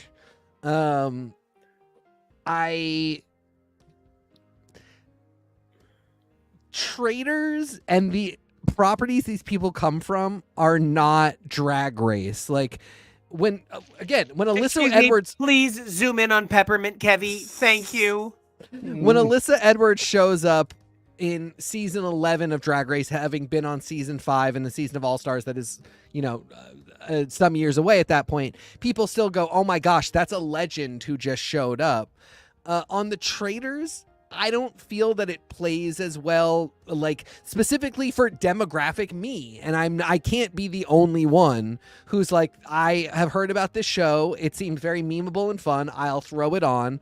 Oh, I recognize some of these people, but like, do I know deep Big Brother lore? I sure do not. And Okay, so none of when them are deep lore. They're all very surface read. They're like the Wolverine and Cyclops to Big Brother. I'm just saying. I mean, I just like the idea that the producers were like, have we got a treat for you this week? It's like the mascot for a school that you didn't go to 3 states away from a district that no one's heard of. Whoa. You know that that was me thing with when you're a Phaedra. mascot from a rival school 3 streets away you've never heard of? and you you're just like, get out of the shower. I just get out of the shower and you put your hair up, but you realize it's a wig, and you could have just taken the hair off to begin with. That's you. That's you. Yeah. That's Will. That's not me, Dr. that's Will. you. I don't know who he is. I thought it was weird because I think it's very clearly not him dropping the bugs, but it's a guy in the outfit he's wearing so that it seems like it's him. Hold on, can we talk about for a moment the genius that Kate is, that she was holding on the lights, saw a hatch, and was like, something's going to drop down from there. I'm not standing here. Yeah. Refuse to Somebody give an else has got to do explanation. this job. No, Kevin, you have to do it. I'm not doing it. I don't can't wanna do this do job it. anymore. Kevin is like the definition of big dumb himbo. Yeah. And I'm sure he's a very smart man because look at where he's gotten in his life. But Let's the not way go crazy here. the way he saunters into rooms and is just like, oh, flex? Yeah, cool. I'll do that. Is very big dumb himbo energy. He sort of feels like a Cartoon Network Adult Swim take on his self in this. The same way Dan did too, coming in and talking like Dan. Oh my goodness. There is something about being in this house that is making a lot of these people behave perhaps a little more caricature-ish. And then we have come to find out that some of these things are being exacerbated by production. For instance, Kevo, I think you were the one who brought us the article where they clarify that actually everybody here does not stay in the castle, but rather they stay in a hotel near the Inverness airport. And that's significant because my question had been, how could they possibly, when they show us that every door goes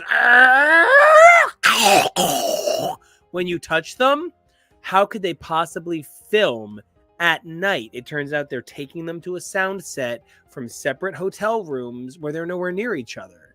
And It also puts into perspective the way we like to giggle at John. Bedroom's upstairs. that's No, the they're exact not. thing John I'm getting forgot. He to. was probably he was going to the bus to go to the hotel rooms because he forgot to fake going upstairs. John, we have to fake going upstairs and going to bed, John. Oh, But right. then- Yes. Then doesn't that make John's evisceration of Parvati, a woman that he looked right in the face of 6 hours earlier and was like, I believe that you are the most integrative person I've ever met. And I've met both the Queen and also Lady Gaga. So, like, I feel like he is really being downplayed using production tricks when he's actually clearly a shrewd player. And we saw him run and we saw him hustle. They definitely are utilizing some production tricks against us. And it makes me wonder about this Kate either stays or goes elimination.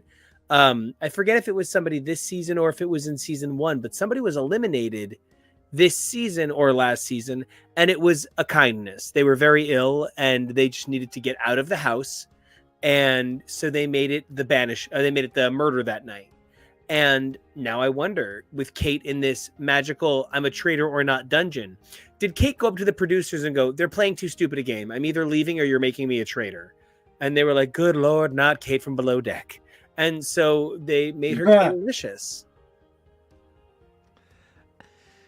I've wondered a similar thing because it felt like she should just come in and be a traitor. And it has felt weird that nobody immediately is like, you are a traitor. You came in late. This is so weird. So it felt like we were always going in this direction. But who knows? Maybe we'll all be shocked and she'll reject it. Maybe she'll think it's too much work. And I actually, okay, no. Ask me, hold on, wait, rewind time. Okay. I say now Dan is gone. Yeah. And Parvati is gone. Yeah. And so it's just Phaedra.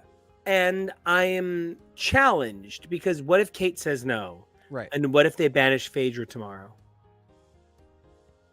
Then they win, right? But there's an order for a number of episodes, so Yeah. they can win all they want, but there's still 6 more episodes. Is that how many there are? I'm kind of throwing a number out there, but like this is done by number of banishments and number of eliminations. Unless this season was going to inexplicably have like 9 extra people eliminated each episode. So there are 11 episodes in the last season. We've done 8. If they eliminated Phaedra next week. Well, I just want to also say there are 6 more people than last season. Oh, really? Yes. So yeah, that could be a factor as well. Was it picked Okay. up for 11? Yeah. So or is it okay. picked So up for more? they're probably Kate is they're probably not eliminating Phaedra, or maybe Kate will say yes and they will eliminate Phaedra. Well, my or question there'll be another twist. But what happens if Kate says no and Phaedra is eliminated? What is the gameplay procedure when all of the traitors are gone? That is a really interesting question. That is one of those things that like I would love to see the show continue a long time, because that gets us into, I think the show is overproduced and there is no game plan for what if they just fucking nail it? What if they have 2 people that are really intuitive and it's boom, boom, boom. 4th episode, all 3 traitors are out. What are they going to do then? They clearly have strategies in place for when they want to keep people, but that really can only That's all planned in advance. Shh. That really can only tread so much water for one like vaguely cute guy. And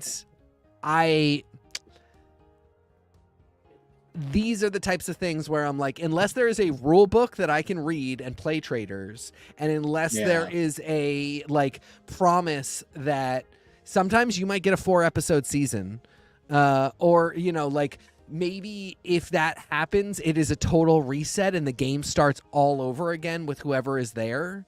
Who knows? But like, they better give me something that says like, we don't produce this game that we claim has rules within such an inch of its life that we are not prepared to let all 3 traitors be discovered and banished in the first 4 episodes. Because part of the question I am left with is that why this is not, as you suggested, TK, an ARG? Is the fact that they still need to be able to validly manipulate this in a way where people have to be human beings. They can't be actual game pieces. There really is something about this game that is more engaging to me than anything since maybe Big Brother, in terms of US Big Brother, in terms of a format that really compels the people in the house to behave a specific way. I'm pressed to believe that they don't have a game plan in place, that like maybe they wouldn't get all 3 traitors back and they would pick the new traitor and that person has no choice. Something like that. Jonah, how do you feel as a guy who is, about the mechanics, as a guy who is about the gameplay and the format? How do you feel about the situation the show has found itself in?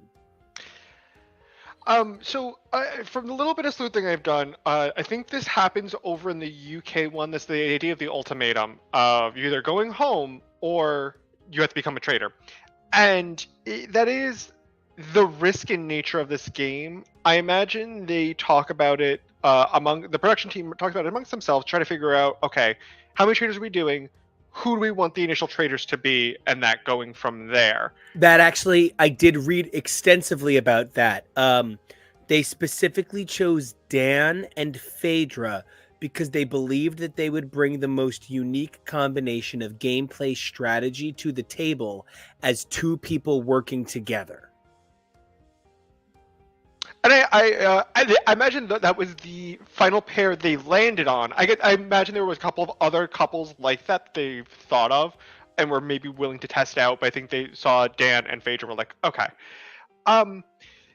Traitors is a fascinating game because, like I brought up in previous episodes, unlike other games, Mafia, Among Us, whatever, there aren't any real ways or tells that you can, outside of how someone's acting socially, about there's nothing, there's no game, there isn't a seer, there isn't nothing, there isn't anything to tell you like, hey, this person isn't what they say they are, kind of vibes. And it's in that regard, we saw a lot of faithful get eliminated, and I was like, damn, the Traitors is going to win this entire thing. And now we're seeing a lot of the Traitors kind of fall to crumble. Phaedra would have still been in great sitting had Dan not said anything.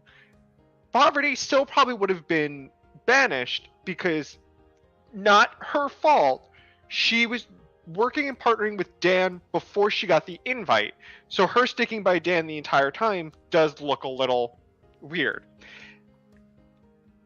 We also are seeing this idea crop up, and it's because of Peter, and because you're king of the faithfuls. The idea of winning for the right reason. This is not a dating competition show. There is no right reason. There is a pot of money, and it is only at the end if you get everybody out that you're supposed to. The less faithful there are, the less money you have to split. However you want to look at the gameplay, you look at the gameplay. Some people just want to win. I think of something like Cutthroat Kitchen. There were people who would blow their entire cash prize because they did not care about the money. They just wanted the title. And there's some people who care about the money, who want more money, who want more for themselves. Because a lot of this is left up to the players, we do get in situations like this where we're in a scenario where if Kate says no and Phaedra can't do enough to keep herself alive, they're out of a show. They're out of the episodes, and that's fine. That's the gamut they're running with a show like this. It is, but it can't be because they pre-sell the advertising time, and it can't be because they pre-agree to union minimums, and it can't be because they pre-agree to guaranteed slots for streaming. It can't be a gamut. There has to be a plan legally. They can't, because if they next season, because we know this was confirmed for another season. Next season they pick 3 traitors, whatever, and those 3 traitors go home first. There isn't anything they can do about that if they're all playing terribly. They can control as much as they want outside of literally being like, hey, no, you can't vote for this person. If they choose the wrong people, that's on them. That's why I hear what you're saying, and a lot of logistics that go into this this version of TV, but for a show that it's hard for them to really pull any strings without us really being able to see it, there's not much they can do. At the end of the day, what Nico is saying is definitely true. This had an episode order for our season. It's going to give us those episodes. And I think what it boils down to is, what I'm curious is what they would or will do if something like that happens. That's my point. They're not going to cut it short at 8 episodes if they find the traitor early. That's not like a thing that they can do because of contracts and stuff. They can't control if the traitor is found early. What we're curious about then is, are they going to force someone to become a traitor? Are they going to change this or that about the gameplay? Or is it going to focus more heavily on the physical challenges? I don't know. I don't know. I want to thank you, It's weird to imagine what it'll be. I just want to thank you for translating, because Jonah, in my incredulity at the situation, I didn't mean to disagree with your perspective. It is there is very little they can do. You're right, Jonah. It is. There's only so much they can do to control the game, and that is the risk they play. But because you fiduciarily are responsible to shareholding partners, you then have to produce that many episodes. Get on it, and I'm really excited to see what this could bring. What I would love is, for a little bit, there are no traitors, and you just keep voting out faithful until they start making traitors. Oh my God, because then every morning they'll just think that somebody that had immunity, I guess they'll have to give immunity. Like, what if Alan kills someone? What if Yeah, they like, just if- randomize it? I have been tired And of they're like- MJ for several weeks. Well, no, I think maybe, but it would probably be randomized. MJ, the queen is sneaking around. MJ, the queen of just listening in. Who is this woman? Who is she? This young entrepreneur Who upstart. is this woman? With the hands on the thighs of her Because she thought it would make her jeans. quieter. And then their cargo pants with the pockets over the knees. I mean, there's just. I was friends with every girl like this in 7th grade. Real love. I think This girl too. I think this show would benefit from a little more rules and a little more game, for both sides. And I think having more for the traitors to do, to obfuscate that they are traitors, and having a little more for the faithful to be able to try to win or get to try to help suss out some traitors. I think that would help the game in the long run. They should have to play the stock market game with their earnings as they go through the season, so that they have something to do. I would watch that endlessly. I would literally never stop watching celebrities play the stock market game. Oh my God. Just seeing what people will do when they think there are no actual repercussions is amazing. All right, so I want to ask you guys a very serious question. What do you think about this sticking Kate in the dungeon, and Phaedra's going to go downstairs? And how do you guys feel about this very sudden departure from what we've been seeing in the last 2 weeks? Do you feel it lends credence to the argument that perhaps the ceremony in the woods was always planned because, they were always ready to throw Kate in the dungeon? So, like, is this really a part of sort of like the first game was set all at the castle, which it pretty much was. It was like on the castle and castle grounds. And now they're trying to like really open up the world building. How do you guys feel? Oh, please. I want to say yes, and I want to say that's why I'm not too concerned about them catching the traitor early, because it's weird stuff like this that I have to imagine. They've got contingencies. There's a plan. I don't know that they're prepared for like all the traitors to be discovered by the 3rd episode. That might be a little crazy, but yeah, I think especially this late in the game, I think they'll have a plan, and I think stuff like this, the one you mentioned in the woods, I think that as well. I think they have contingencies, and I'm excited to see what any of them might be if shit goes down. Jojo, how about you? What are your final thoughts on Traitors, and how do you feel about Kate and the dungeon and all of these new mechanics that, I mean, maybe there's an argument they are actually all planned in advance? Let's start with Kate. I thought it was amazing. I love that Phaedra had no hesitation who she would chose. It was beautiful. It was brilliant. Kate wandering around the dungeon. Can I get like some Pinot Grigio? Can I get a wine? She was like just ready to do. She was like, I don't know what I did. Champagne. And Angus nods. Loved that moment for him. It was really, really great. She got her wish to be a traitor. I know she really wanted to be one. And I personally think she is going to take it. I really think their story producer needs to remind the contestants and the faithful, the goal isn't to get the traitors out as quickly as possible. It's not the actual goal of the game. The goal of the game is for you to maximize your winnings. You want to eliminate faithful that aren't strong and that aren't important to your gameplay until you're ready to get rid of the traitors. The only person who really think figured this out was Sandra. Sandra, who I'm not being anyway, because I'm a guy who occasionally goes back to his childhood lisp. Sandra being threatening with adult braces is a testament to the things she says being very impressive. Like, you could be making a lot of jokes about her lisp, but instead we're like, no, Sandra's a monster.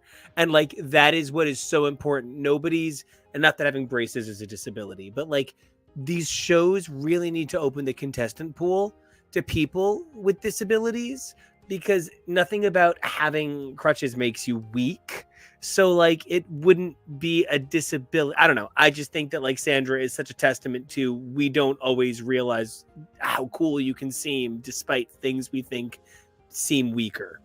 And full circle, Morphine in the workroom was like to Maya, "Oh, you have adult braces. You have braces." And Maya going, "Yeah." Loved it.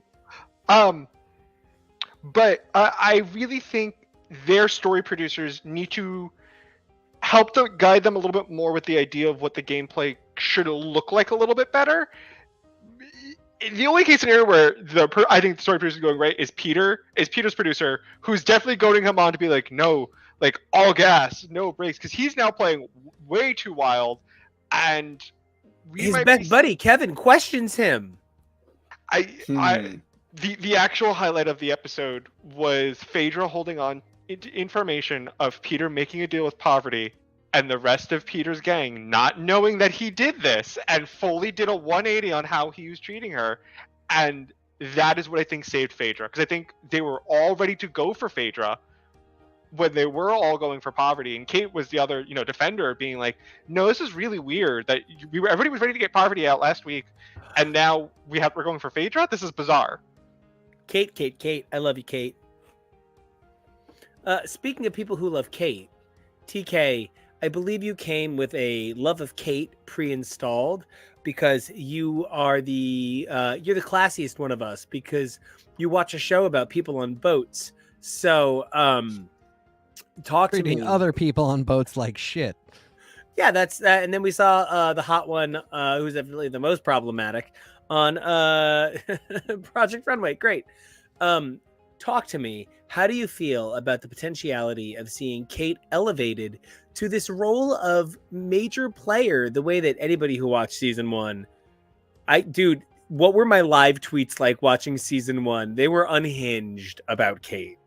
Yeah. I mean, I really like people who keep it real and can't be bothered. We had this discussion yesterday about Dakota Johnson running the press tour for Madam Web, where like she just is not hamming it up.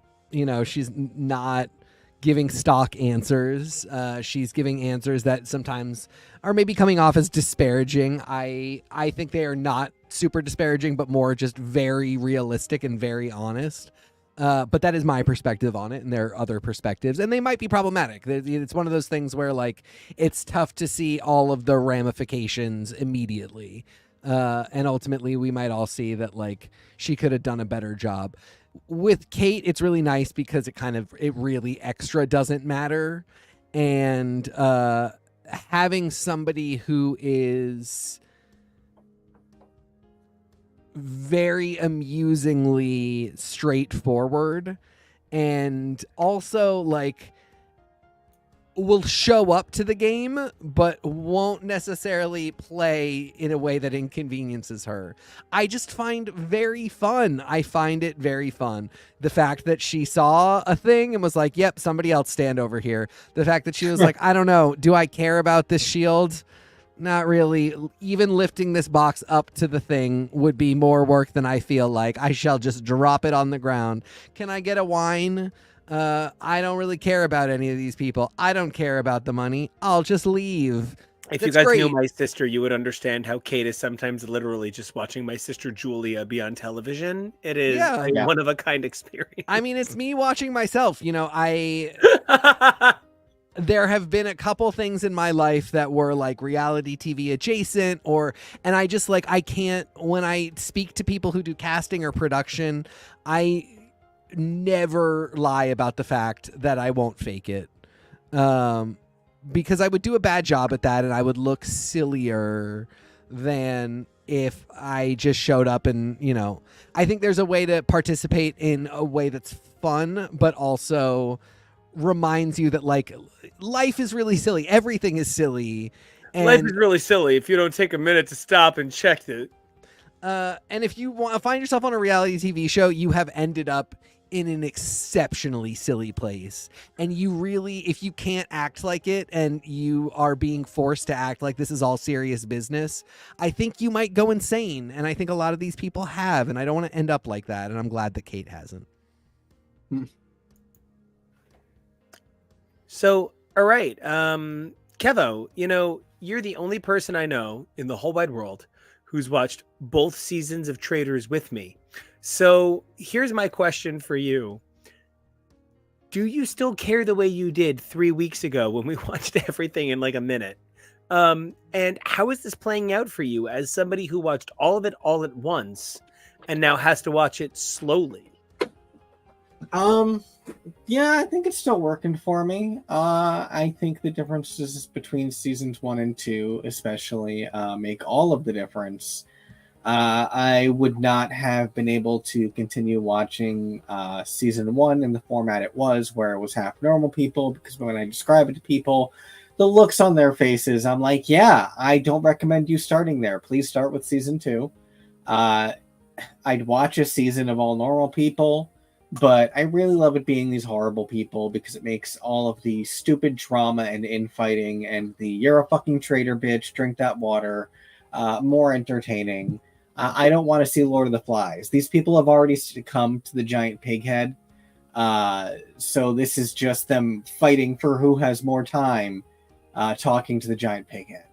And that's glorious. So I am interested to see what's going to happen in that dungeon. I don't know what she's going to say, because Kate really wanted to be a traitor, but she's also really tired a lot of the time. And being a traitor sounds exhausting. She might decide to just go home. This didn't turn out to be what I thought it was going to be. I kind of missed my boat. Alan, stop calling. Ugh. And then she shows up again in season 3.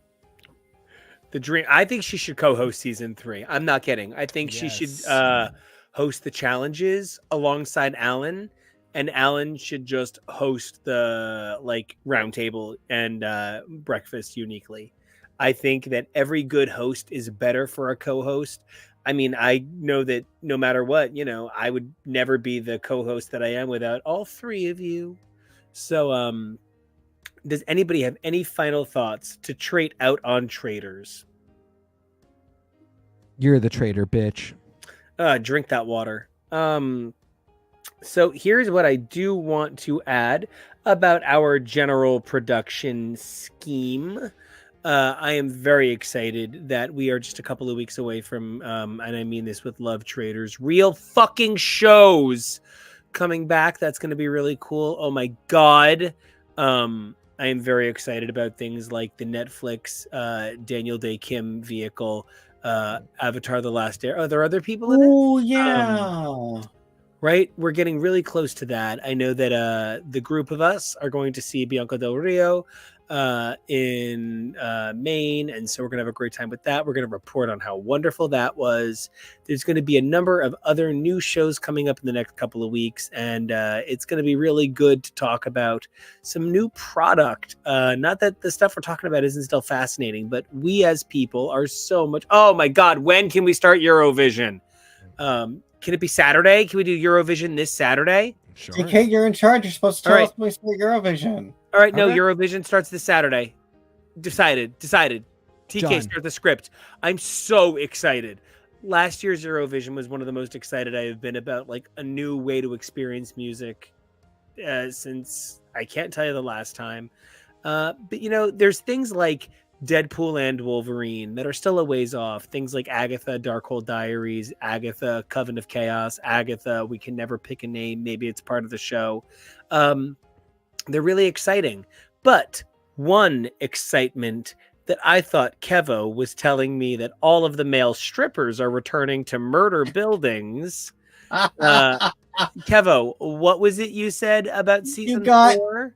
So excited. You were like, oh yeah, that's great. Wait, the male strippers are returning to the building? No. Meryl Streep is confirmed returning for season 4 of Only Murders in the Building. Yes. So Also joining will be Molly Shannon, who will be someone that these kooks meet in LA, who follows them Thrilled. back to New York. So that's exciting. TV is back. We are so back. You come to this What place does to that feel. mean? Heartbreak feels good on a streaming show like this. Heartbreak feels good in your own fucking living room. Don't tell me how to feel in my house, Nicole Kidman. You're so entitled with your milk skin. The movies are back. Oh my god. The I said that one already. You're not fucking listening to me. the only other Kenny, thing I'm just reiterating that they're back. Oh, okay. Okay, you're right. They are back. I love that shirt. I was on theme. Florals. The only thing not on this board. Okay, cool. I got it out. The only thing not on this board that I do just want to make sure that we are always reminding people that we are looking to cover is any new amazing show. So if you guys ever have a suggestion for us, please put it down in the comments. We are always so excited to cover new things. It was kind of like a whim that we all decided to start Monarch. We can never figure out who suggested it. And then it turned into one of our favorite bits of coverage. I pushed for Scream, and now look at how Scream is like news relevant, right? So let's get that evergreen content, right? It's just a big old Babs night, isn't it? This has really been a great episode. It's always so good to have like a normal episode that feels normal instead of like having to be like, oh man, it's a premiere, it's a finale. This just got to be like regular content in their regular cycles, and it was such a great time. I'm so grateful to the three of you for making this the best part of my week. Jonah, what was your favorite thing about today, and where can everybody find you? You can find me everywhere at socials at Peak Jonah. That's Peak. And what was your favorite thing about today? My favorite thing about today, was Dawn looking at the camera going, I'm so happy for you, girl. I was super afraid that I had phrased the prompt poorly and you were going to be like, my haircut. Well, it is always such a treat to have you on. Be. I know. Oh, it sure can be. I know we didn't have you on for Madam Web yesterday, and we definitely felt your lack of presence. So when we get to have you on for things like this, it's always so exciting, and we can't wait to have you back. Thank you. Kevo, you make this show so damn pretty, and we just couldn't do it without you. I love that you're rocking my shirt and Jonah's hat. It's definitely a cute your boys kind of moment, and we love all of the amazing work you do making these covers, managing the show, flashing the links, and managing the comments. So incredible. Thank you for what you provide. And what was your favorite part of today, and where can everybody find you? It was a really good Rusical this year. They are hit or miss sometimes. I don't know if everything about the story and all that was cohesive. I don't know if it was the best use of the Sound of Music format, but these songs themselves were really good, and sometimes they can be terrible. So that was really cool. And you can find me on the socials at Kevoreally, Kvoreally. Teak, what was your favorite part today, and where can folks find you, sir? What's my favorite part? I've had time to think about this too. Yeah, that comment's mostly for our audience. We don't have to do this. My favorite part was just, I would say Phaedra getting saved in Traitors, because I really thought that ultimately it would end. I thought the psych out was going to be that Parvati stayed and that Phaedra was going to get booted. So I was pleased about that. And you can find me at TK Elemental. Nico, what do you got? Nico Action, NicoAction, all over the internet, whether it's to find my music here on YouTube or over on SoundCloud. You can check me out at those places, and search for me by my oppressed name, Nico Vasillo. You can actually check out my music to buy on a number of social media sites, so definitely check out Amazon, iTunes, etc. Follow me on social media, but also my favorite part of this whole episode was Le Grand Dame's breathtaking, truly, I mean, like, it was the most unbelievable lip sync.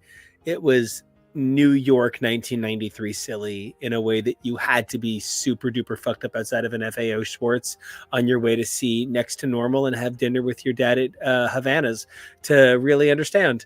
So I saw Paul Rudd outside of Foot Locker in Times Square. I wrote a song about Marilyn Monroe. It was the same Times Square. Mm. Yeah. The other thing I want to point out is that if you guys would do us a favor, like, comment, and subscribe, we'd be able to find you and continue to tailor our content to your interests, your needs, and the same stuff that we love, which we know that you guys are already into if you're here. Other than that, do us a favor, and number 1, stay safe. Number 2, be brave. And number 3, evolve daily. We can't wait to see you guys next time. Comics Wednesday, Saturday, Eurovision, Sunday TV, and let the good times roll. Laissez les bon temps rouler!